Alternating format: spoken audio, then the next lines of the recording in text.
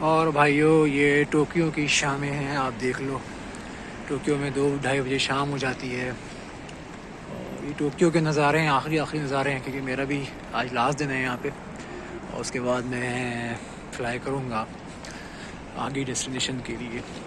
تو ویڈیو میں نے کہا تھا کہ میں بناؤں گا، آپ کو ڈیٹیل کے حوالے سے دوں گا، تو میں نے کہا اس سے بہتر کہ میں اپنی شکل دکھاؤں، میں ٹوکیو کے نظارے دکھا دیتا ہوں. میرے پاس بیٹری کا تھوڑا ایشو ہے، تو میں دیکھتا ہوں جتنی ویڈیو بن سکی. تو سب سے پہلے تو ویزے کی بات کر لیتے ہیں. ویزا جو ہے وہ ٹورسٹ ویزے پہ میں آیا تھا، اور جاپان کا ٹورسٹ ویزا فری ہے پاکستانیوں کے لیے، مگر ایک ایشو یہ ہے کہ جاپان بہت لمیٹڈ ویزے دیتا ہے ٹورسٹ کے، اور آپ کا مطلب ہسٹری آپ کی ٹریولزم کی بہت اسٹرانگ ہونی چاہیے. تو میں نے کراچی سے اپلائی کیا تھا، کراچی کونسلیٹ سے، کیونکہ میرا ڈومیسائل جو ہے وہ بلوچستان کا ہے.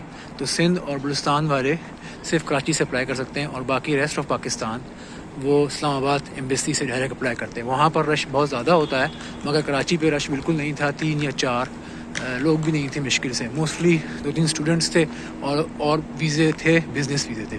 موسٹلی جاپان لوگ انویٹیشن یا بزنس پہ ہی آتے ہیں. تو میرے خیال سے میرا یہ دوسرا ویزا تھا یا تیسرا ویزا تھا جو کراچی نے ایکسیپٹ کیا ٹورسٹ کے لیے. سب سے اچھی بات یہ ہے کہ جاپان ایمبیسی کی کہ اگر آپ کی ڈاکومنٹس کمپلیٹ نہیں ہوں گے، وہ اسی وقت آپ کو کہہ دے گا کہ آپ واپس چلے جائیں. جیسے میری تصویر تھی وہ پرانی تھی، اس نے مجھے دیکھتے ہی فوراً بولا کہ آپ تصویر کھینچ کے آئیں. میں فوراً گیا، پھر تصویر کھینچ کر لایا، پھر اس نے میری اپلیکیشن ایکسیپٹ کی. اس کے بعد اس نے مجھے NTN کے CPR کے لیے بہت بار تنگ کیا. 3-4 بار اس نے مجھے فون کیا کہ یہ CPR میں چاہیے، یہ CPR چاہیے. تو انہوں نے NTN کا بہت خیال کیا. تو آپ نے جو اپلائی کرنا ہے تو آپ نے وہی ڈاکومنٹ پرووائڈ کرنے ہیں جس کا آپ کے پاس ویریفیکیشن ہو. خاص طور پہ یہ NTN ہو گیا، کوئی آپ نے چیز بیچی ہو، کچھ خریدی ہو، تو اس کا CPR آپ کے پاس ضروری ہونا چاہیے. یہ ٹوکیو میٹرو اسٹیشن جو بگسٹ ہے، اس کا ویو آ گیا. اس کے بعد جو ڈاکومنٹس وہاں پر مینشن ہوئے ہیں ایمبیسی میں، وہ آپ نے بھرنے ہیں. اس میں سب سے امپورٹنٹ ڈاکومنٹ جو ہے وہ آپ جو بنائیں گے وہ ہے انٹینری. وہ آپ نے مطلب کچھ بھی کاپی پیسٹ نہیں کرنا، آپ نے کوشش کرنا ہے کہ آپ نے اس طرح بنائیں کہ آپ کو وہ یاد بھی رہے. کیونکہ جیسے ہی آپ وہ سبمٹ کریں گے، وہ پیچھے سے کھڑکی سے وہ جیپنیز بیٹھا ہوتا ہے مگر اس کے ساتھ پاکستانی ہوتا ہے، وہ فوراً آپ سے پوچھے گا کہ یہ آپ کہاں جاؤ گے. آپ جیسے بولو گے ٹوکیو، نہیں ٹوکیو میں کہاں جاؤ گے، تو یہ آپ نے کیسے بنائی، فوراً وہ آپ سے پوچھے گا. تو میں نے اتفاق سے خود بنائی تھی، اور مجھے یاد تھی جگہیں کی. میں نے اس کو بتایا کہ میں نے یہ ٹور بک کرائے ہیں اور اس طرح کرایا ہے، تو اس کو پھر سمجھا. اچھا ہوٹل بکنگ کوئی خاص مانگتے نہیں ہیں، مگر آپ نے اگر دکھانی ہے تو دکھا دیں. میں نے بھی دکھائی تھی مگر اس نے مجھے واپس کر دی تھی. مگر انٹینری میں لازم آتے ہسٹری مانگے گا وہ، تو آپ نے وہ ڈالنا ہے. اس کے بعد آئی بات ویزا لگ گیا میرا. ویزا ریجیکٹ بھی ہوتے ہیں، مگر ویزا لگ گیا میرا. ویزا لگنے کے بعد پھر میں نے ٹریولنگ کا دیکھا. ٹریولنگ کاسٹ پاکستان سے جو ہے نا وہ ویزے کی بہت زیادہ ہے، فلائٹ کی تقریباً 4-4.5 لاکھ کا ٹکٹ پڑتا ہے. تو پھر میرے پاس ملیشین ویزا تھا، تو میں نے ملیشیا ویزا کو استعمال کیا. تو ملیشیا سے مجھے فلائٹ سستی پڑی ایئر چائنا کے through. It's cost around me 120، مطلب 1,20,000 کی مجھے یہ فلائٹ پڑی. تو مجھے یہ پیکج اس سے سستا پڑ گیا. پھر میں نے کرنسی بھی ملیشیا سے ہی اپنے رنگٹ چینج کرائے، کیونکہ یہاں پہ جاپان میں کچھ کرنسی اس کی بہت زیادہ گری ویلیو ہے.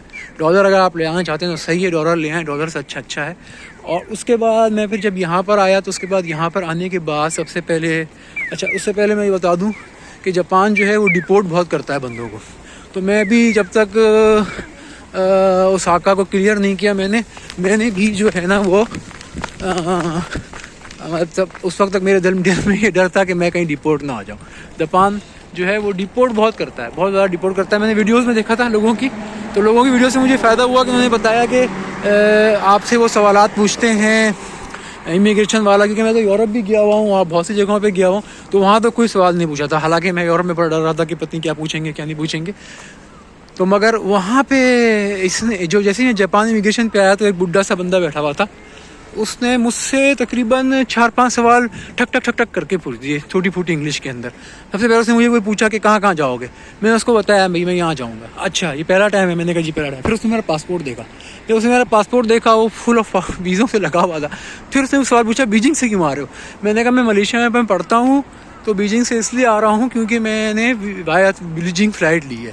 کہہ رہا اچھا تو وہاں پہ اسٹے تو نہیں کیا تھا. میں نے کہا نہیں کوئی اسٹے نہیں کیا تھا وہاں پہ، بس میں نے کہا یہ 2 گھنٹے کی فلائٹ تھی وہ لی ہے اور میں یہاں آیا ہوں.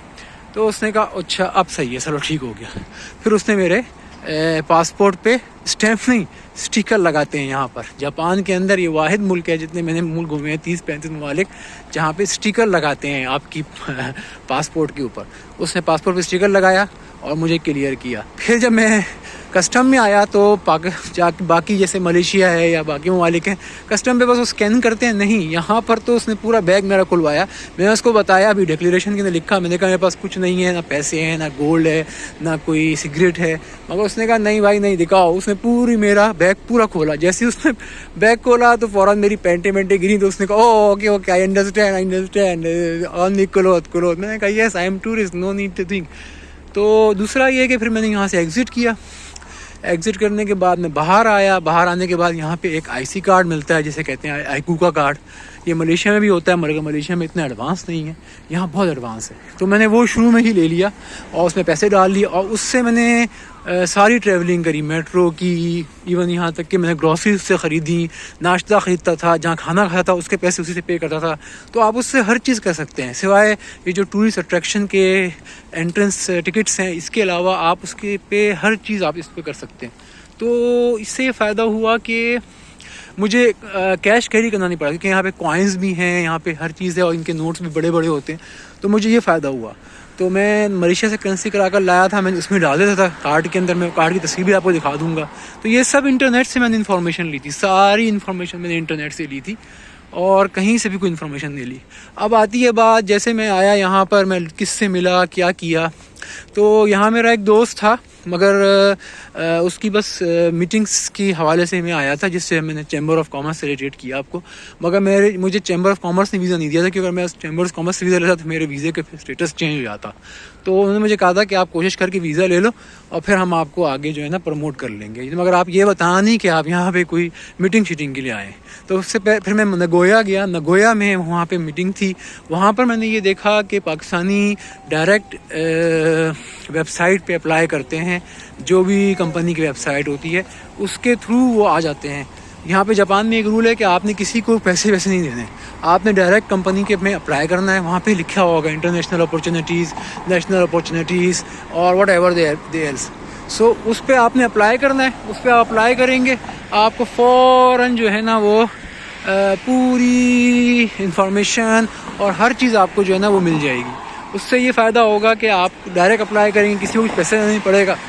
جب آپ کو کمپنی ریکمینڈ کرے گی، آپ کو جاب کے لیے آفر دے گی، پھر آپ سے وہ ٹیسٹ مانگے گی، آپ سے وہ کچھ ریکوائرمنٹ مانگے گی، مطلب جو ہمارے جو کیسے کہتے ہیں، اور وہ ریکوائرمنٹ پوری کر کے آپ یہاں پر آئیں گے. اور جب یہاں پر آپ آئیں گے تو یہاں پر ایک رول ہے کہ یہاں پہ آنے کے بعد آپ کو میرے خیال سے کسی کے ہینڈ اوور کرتے ہیں یہ لوگ. مجھے اتنا کنفرم نہیں تھا، میں جتنا سنا تھا. باقی یہ کچھ ریفرنسز میرے ہیں، اگر کوئی آنا چاہے تو پھر انشاءاللہ تعالیٰ وہ اپلائی کے تھرو آئے. مطلب یہاں پر آپ کسی کو پیسے کھلو کے جو ہے نا وہ ملیشیا کی طرح یا کسی اور ملک کی طرح یہاں پہ آپ نہیں آ سکتے. ہاں بزنس کا یہ ہے کہ پھر آپ نے کوئی پارٹنر ڈھونڈنا ہے جو جیپنیز ہو، اس کے ساتھ آپ بزنس کو رن کر سکتے ہیں یہاں پر، جیسے لوگوں نے کیا ہوا ہے جو لوگ گاڑیاں امپورٹ کرتے ہیں. تو میری انفارمیشن اب یہیں تک تھی. تو اس کے علاوہ یہ ہے کہ یہاں پہ جو سٹیزن شپ کا رول ہے وہ یہی ہے کہ 7 سال آپ نے یہاں پہ رہنا ہوتا ہے. گڈ آف کنڈکٹ پہ آپ کو سٹیزن شپ جو ہے نا وہ پرووائڈ کی جاتی ہے. تو پھر اس کے بعد یہ ہے کہ آپ کو 3 سال 4 سال 3 سال کی جو ہے نا آپ کو ویزے ملتے ہیں. جب آپ کو ویزے ملتے ہیں تو پھر یہ ہے کہ آپ اس کو گڈ آف کنڈکٹ کرتے ہیں. اس میں پوائنٹس کچھ حساب کتاب ہوتا ہے. وہ تو خیر جس طرح بھی آپ کو پتہ چلے گا جب بعد میں جب آپ یہاں پہ جو آئے گا. میں تو خیر اس پرپس کے لیے آیا نہیں، نہ مجھے ضرورت ہے. تو ابھی تو ہم خوش ہیں پاکستان میں ہی، آگے دیکھیں گے کیا ہوگا. تو مگر یہ ہے کہ جیپنیز لائف میرے خیال سے یورپین سے بھی اوپر ہے اور میرے خیال سے امریکن سے بھی اوپر ہے، کیونکہ یہاں پہ بہت امریکنس کام کر رہے ہیں جو انگلش پڑھا رہے ہیں، اور بہت سے ایسے لوگ ہیں جو جیپنیز سیکھنا چاہ رہے ہیں. تو اس لیے جیپنیز لائف یہ آپ ویڈیو میں دیکھ سکتے ہیں کہ یہ بہت اوپر ہے. مطلب اس کی جو ایک ٹریڈنگ ہے وہی بہت اوپر ہے. تو مطلب جو اس کا اسٹرکچرز ہیں، جو ان کے فیسلٹیز ہیں وہ بہت اوپر ہے. مطلب